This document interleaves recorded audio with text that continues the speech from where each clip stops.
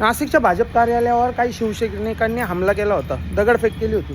त्यानंतर भाजपचे कार्यकर्ते आमचा शिरोळे झाला, शिवा झाला, डॉक्टर साहेब झाले महाले, असे 10-15 जण, आणि त्यामध्ये मी पण होतो. आम्ही सगळेजण शिवसेना कार्यालयावर चालून गेलो.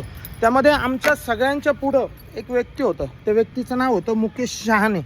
म्हणजे एवढं मोठं शरीर, एवढं बलाढ्य शरीर, एवढं सगळं असताना सुद्धा मुकेश शहाणे सगळ्यात पुढं, पोलिसांना न पाहता पळत पळत पळत एवढं मोठं शरीर घेऊन मुकेश शहाणे सगळ्यात पुढं होते. आणि ज्यावेळेस त्या ठिकाणी आत्ता काही जण आहे जे भाजपमध्ये, त्यांचे कार्यकर्ते तिकडे होते. शिवसेना कार्यालयाहून ज्यावेळेस ते दगड मारत होते, त्यावेळेस एक मोठा दगड माझ्या बाजूने आला होता. त्या दगडापासून मला मुकेश भाऊंनी वाचवलं होतं. त्यांनी मला ओढलं होतं. मला ओढता ओढता ते पडले पण होते. आणि ह्या गोष्टीची जाणीव मला आजपर्यंत आहे.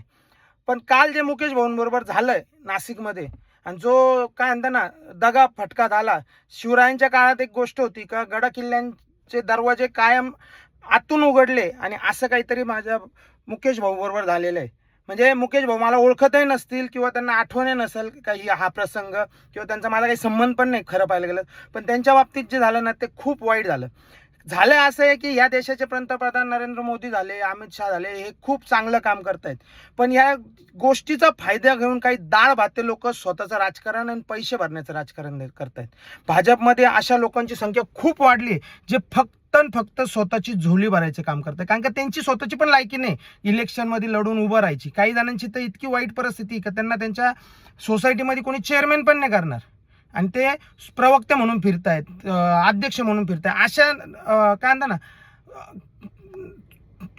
लोकांची भाजपमध्ये खूप भरताड आहे. पण काल जी गोष्ट भाजपच्या ज्या कोणी नेत्याने केलेली आहे, त्याला मला एवढंच सांगणं आहे का तुमची परिस्थिती नाही आहे, पण तुम्ही एक खूप होतकरू म्हणण्यापेक्षा एक डॅशिंग आणि एक पॉवरफुल व्यक्तीच्या विरोधात जाऊन तुम्ही काम केलेलं आहे. आणि मला मुकेश शहाणेंवर 100% विश्वास आहे का त्याचा वाचपा ते घेतील. कारण का पैलवान माणूस आहे. पैलवान माणूस इथून नाही इथून विचार करतो, आणि इथं ज्यावेळेस त्याच्या लागतं ना तर तो विसरत नाही. माणूस डोक्यातला एक वेळेस विसरल, पण हृदयावरच्या आहे ना जखमा विसरत नाही. आणि तुम्हाला नक्की याचं भोगावं लागेल.